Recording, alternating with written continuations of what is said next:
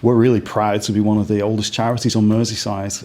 Our area of benefit stretches right the way from West Lancashire, down the coast, through Sefton, Southport, through the city of Liverpool, and out into Knowsley is where we would normally take our patients from. And we've been operating there for over 40 years, so we're a very old, well-established charity. And we've relied on such support from our communities for all of those 40 years. So St Joseph's Hospice is a charity, and we're only partially funded by the NHS. The majority of our funds are come from people fundraising for us, and we do rely heavily on fundraising. It's really important that people don't just assume that this is funded by the government, because it isn't, because I don't think they could. I don't know what the cost per bed, per day or per week is, but it must be humongous because of the high staffing levels. I almost feel a sense of guilt sometimes when you see the amount of fundraising work that's going on behind the scenes to support this place. It's actually been really eye-opening to see the work that goes on, and I know that we'll definitely be massive advocates for Jospice and we'll want to get stuck into some fundraising. We get fantastic support from our communities in so many different ways. People often say to me, well, how can we help the charity? And there are so many ways. We support the hospice mainly by suggesting donations to families. If a family have used the hospice, that's brilliant, and they will often choose the hospice as their charity. But lots of families don't have a charity, and one of the charities that we offer is St Joseph's Hospice, because it's a really good cause and it's in our local community. You can shop in our shops. We've got now 12 shops all across Merseyside, and they are an incredible source of income from us, but they're also a huge service. There are some great deals in those shops and some great quality products. And also we use eBay, so you can shop with us on eBay as well.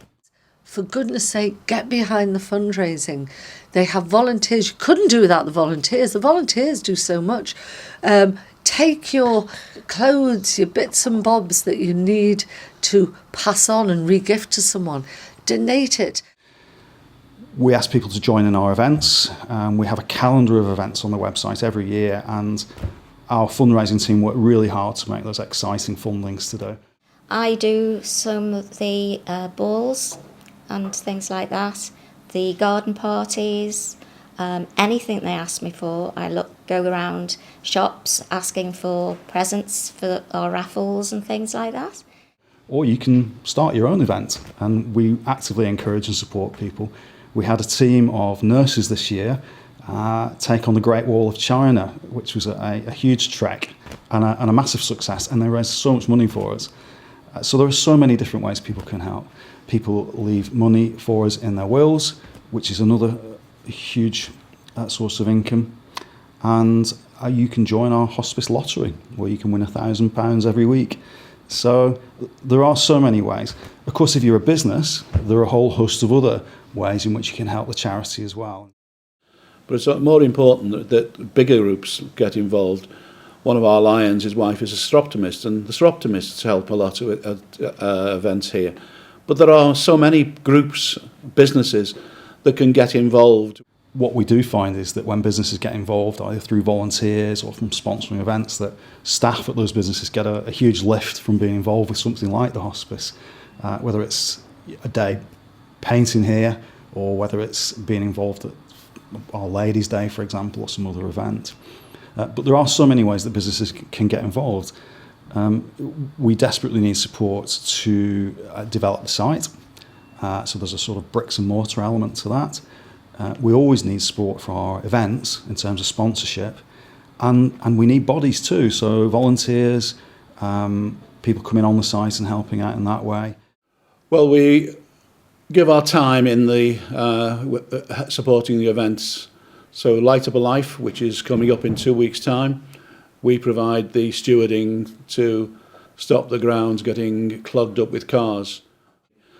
We are also this year, for the first time, doing the grotto. There's lots of ways you can help the hospice. You could have a collection tin in work, you could have a cake sale, do a sponsored walk, climb Snowdon, or go on a bike ride. It's really great for morale, and businesses can get really involved with St Joseph's Hospice.